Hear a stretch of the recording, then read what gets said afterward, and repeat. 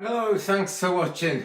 Well, Tom, I said something in the name of Twig, brother, because I haven't done that for quite a while. I've been uploading every day, just about anyway, to my other channel, Astro Truth. But guys, I'm so grateful. I wish I could concentrate more on this, but the kind of Twig brother things aren't getting done quite as much as the astrology is in my life. And I do like it to be a sharing of life, because that's no bad thing.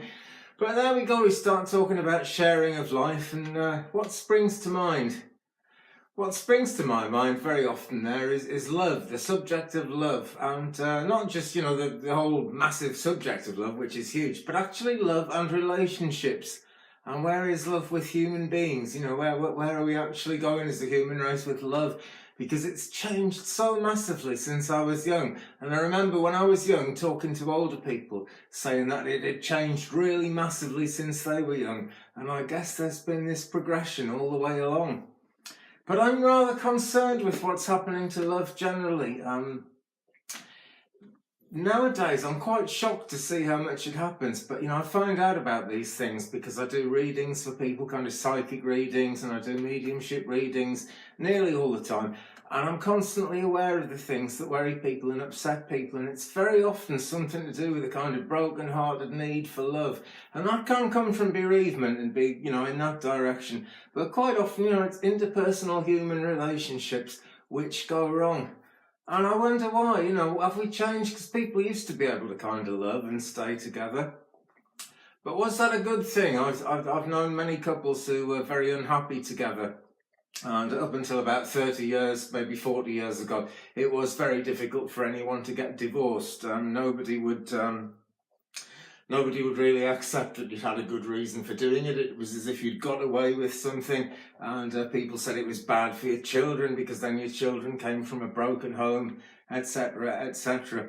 And I talk about marriage almost instantly because in those days, really, if you were going to have any kind of sexual relationship, or even, see a woman or a man, a member of the opposite sex a lot, you were really expected to be courting and then get engaged and get married and stay together forever. So it almost got you from the first minute you had a girlfriend. Mum wanted to meet girlfriend, and I actually remember this happened. It's almost died out of British culture now, but it used to be the thing. It's kind of in all the old books and magazines, and the way they talk about things.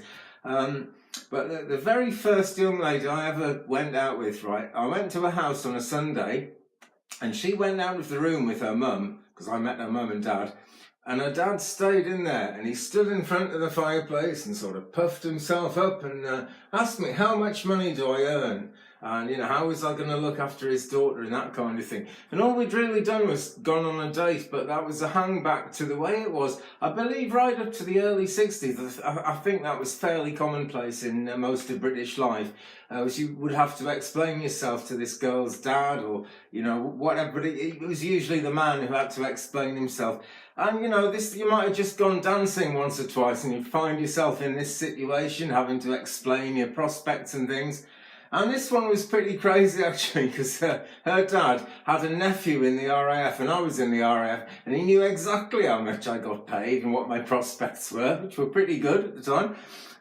But he still had to do it. If you were going to take his daughter out, you had to show that you were actually going to treat her like a bit of a queen, and certainly a princess at the very least, and that you were going to look after her, and that you had enough about you to stand up and speak up for yourself.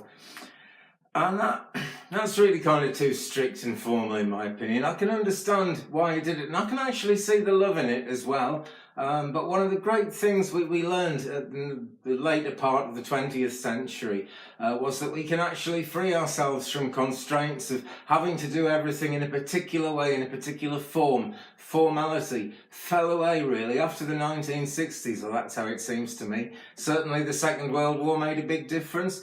Many women became liberated after the First World War because there weren't many men left after that, in Britain anyway.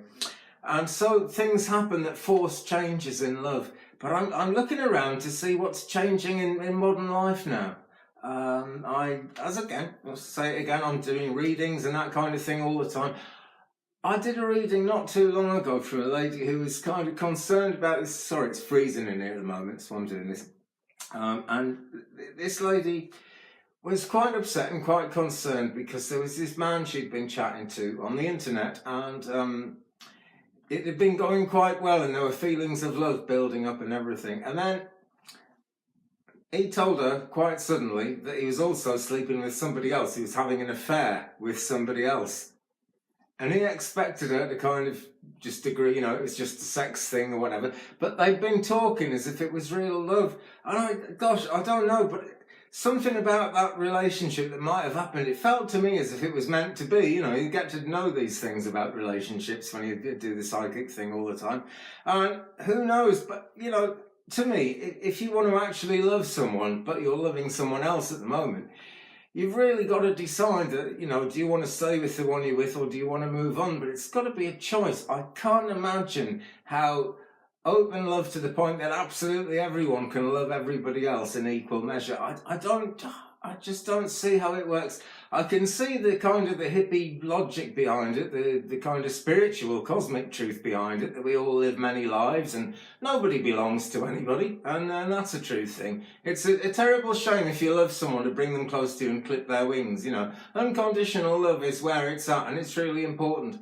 But I don't know about you, but if I had a significant other, I'd want it to be a significant other, not kind of some other bit of floozy that I was knocking off, as well as two other women I was knocking off. I should be so lucky, I'm not knocking anyone off like that, but you know what I mean. People kind of cast their net wide, the head gets kind of big into it, and it just becomes the latest thing, the easiest thing, and somehow society has moved. Now, has it gone up a notch because we're more free, or has it gone down a notch? Well, I think it's gone down a notch, because this kind of thing leaves people incredibly depressed, and that's the worst of it. It's kind of easy for me to smile when I talk about things that other people are going through, because I'm trying to present this in a reasonably happy way. I mean, no one wants to be kind of bummed out, so to speak, by this kind of thing. But it creates this vast amount of sadness, for the people who are going through this. And not everybody understands why other people are going through it. Anyway, that's the interpersonal relationship side of love.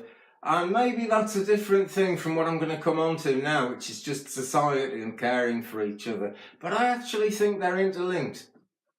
Think of this, right? I live out in the country. I'm the nearest thing to a hillbilly that you will find in UK. Very close to the hillbilly thing, and I haven't got a Ford Model T. I've got a Ford Mondeo, but not a Model T.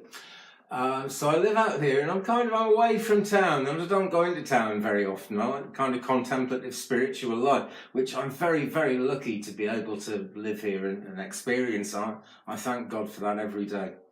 So I'm kind of sheltered a little bit. I don't know quite, how extreme things get in the towns. And I went into town just before Christmas, only a few months since, freezing, only a few months since the last time I went into town. And there was this massive homeless problem. Homelessness has been a problem. I can remember it long, 1980 odd, I can remember it, and it's gone on since long before then.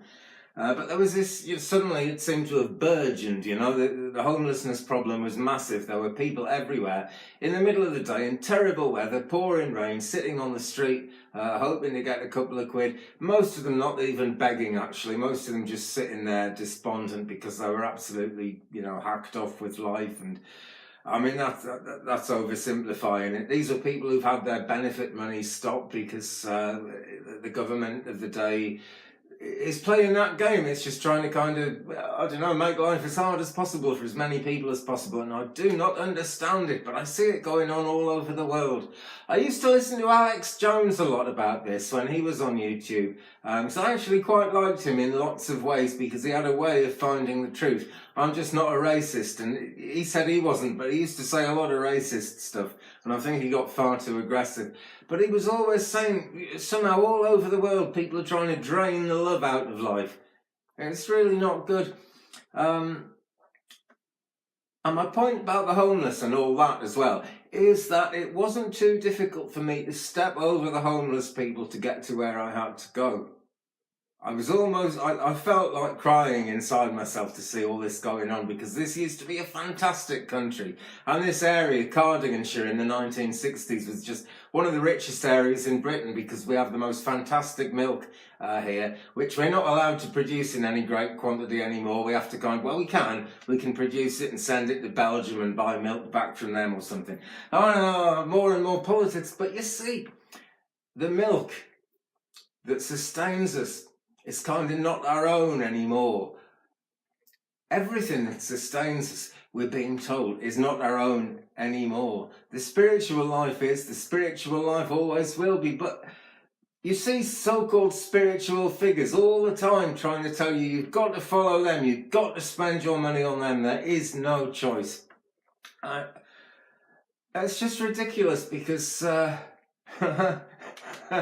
if someone on the internet or someone who's running a course or something can teach you all about God, does that mean God can't teach you all about God? Follow your heart, follow your heart. But whatever you do, don't follow your heart to where it's being drawn to and led to at the present time in this sad state of affairs, because the real truth about life is there's still a lot of happiness about, and that is what I find when I'm doing readings. Particularly, I find reasons why people might be happy, and I hope I leave people a bit happier than they were when I first found them. But it's all about finding hope. Spiritualism is in particular where people have gone through a terrible bereavement. Oh, I'm so freezing here tonight. Spiritualism is very like that. People think of it as such a dark thing because it's something to do with death, but it's the lightest thing there is, really, because we find answers to it and we find hope. So whatever you do, folks, as we're coming up to Valentine's Day and we've all got love in our hearts, and that's kind of the thought on our mind, just don't give up on the fact that there can be love in the world, and look for what you want. Don't accept some horrible affair where you'll never be the other person's afterthought. That's what I'm trying to say, because more and more you can have people who are even like just got married and totally love each other, or so they say, but they've got married knowing they could get out of that relationship a couple of months, a couple of days, or a few years down the line if they're not happy in it. Now, we all know that relationships can come to an end, but why on earth would you want to start a relationship calculating how it might end? You know, I just don't think that's a good way to look at it. But again, we're supposed to view love and everything we do as a business proposition these days, isn't it? So we've got to know we can kind of get out of the contract. Oh, dear me, it's so stupid to treat love like that. What kind of relationships do these people ever think they're going to have if they think like that? Ladies and gents, I know sex is great fun. I love it. I can't get enough of it. But let's face it. Look at the last days of the Roman Empire, yeah? It was anything with a hole in it, and it was because all the love had gone out of life, all the culture was falling down, there wasn't any money left because the rich people were keeping it all to themselves, and slowly but surely, love became a thing where some old man would fiddle with you and pay you money or something like that. And that is the way this society is going now, folks. That is a very extreme thing to say, I know. And is society really going that way, or has it always been going that way and we're just finding out more and more about it? I don't know, but I want it to stop. I keep hearing how great the sex industry is these days, how it's a professional thing and people can kind of be checked by doctors and everything's great. You read the news, porn stars die all the time of HIV. You cannot be clean in that environment, and you cannot be emotionally secure in that environment. It is impossible. And yet we are being told this is the love industry. This is the way love is going. Isn't it all fantastic? No, friends, it isn't. The way love is going is the way it's always gone. Straight up to God. Straight up to even if you don't believe in God, straight up to the heavens, the highest thing. How does your heart feel when you're in love? Wonderful. Does it feel like you want to go and watch porn together? I doubt it very much, but that's what people end up doing again and again. It's been taught to us. No one used to want to do those things, the sick things that some people have to do to make money in porn. No one used to like to do any of that, really, and it was just to kind of get a wow factor. And people have come to think that that's what they want. But it blooming isn't. Not really. Supposing someone enjoys the experience of pain, well, I can respect that. People, with different things turn us on, But what do you think of the person who gets turned on by inflicting pain? because that's who that person's going to end up with. Scary, not nice, but very much the way things are going, more and more and more.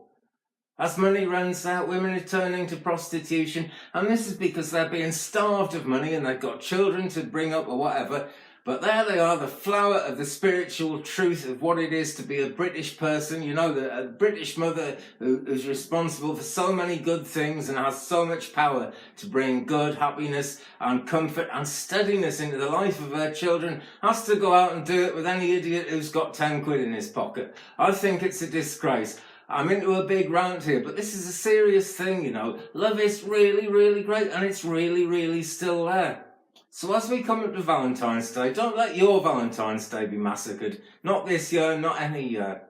You know, find someone where you're not their afterthought. Find someone who lifts you higher than anything you can imagine.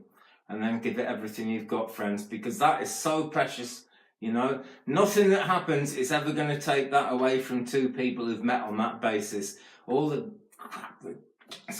crap that goes on in the world and all the, you know, the unpleasantness, the general kind of just not caring about each other anymore. If you can find that one significant other and just stay there, I think that's a brilliant thing. Just my take on it. Okay, folks, thanks for watching. By the way, I really appreciate all the new subscribers. Suddenly I seem to be getting more and more views. I am delighted. I've gone at this for a couple of years. I've broken several cameras, spent several fortunes on new cameras, and it's just brilliant to see it start picking up. So God bless all of you. I'll send you my love unconditionally through the internet, but it's very real, and I look forward to seeing you again soon. Thanks for watching. Goodbye.